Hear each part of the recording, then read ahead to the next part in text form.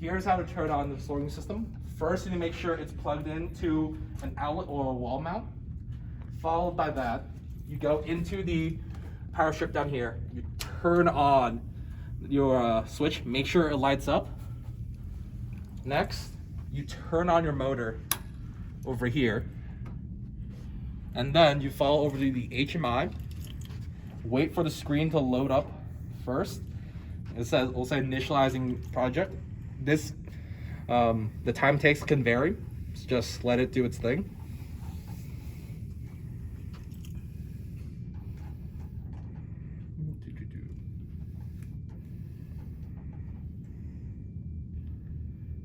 All right. The first thing you should see is this home screen, these X'd out buttons, except for the login.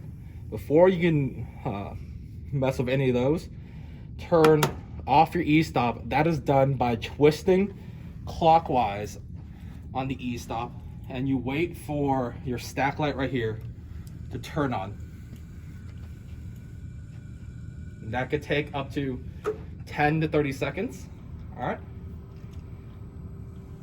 Sounds good. To log in, you type in, hit login, and then you hit the PIN.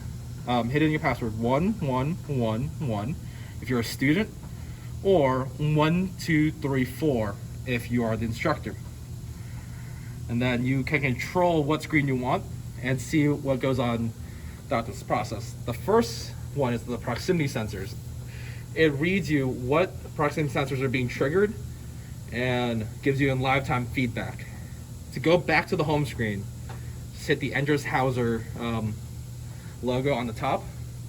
You can control the speed of the motor as well, from 100% at 60 Hertz or 0% at 19.2 where it will stop. It's all variable up to the user and what they need. To go back, you just hit Enders Hauser once again.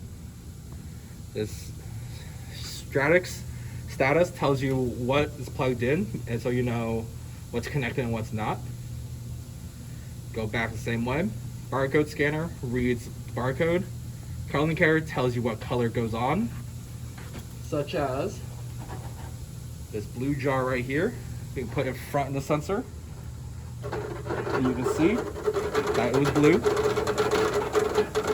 and you can hear that the system's going, or green. It's all dependent on what you need and what happens. Or red right there. Alright, let's go back to the main home page.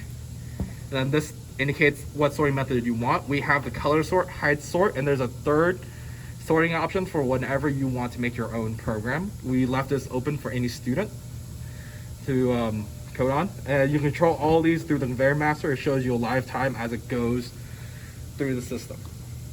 All right. To turn off the system, you want to first hit the e-stop. All right.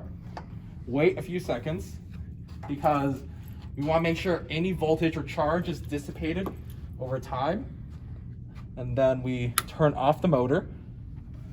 And finally, we turn off the switch.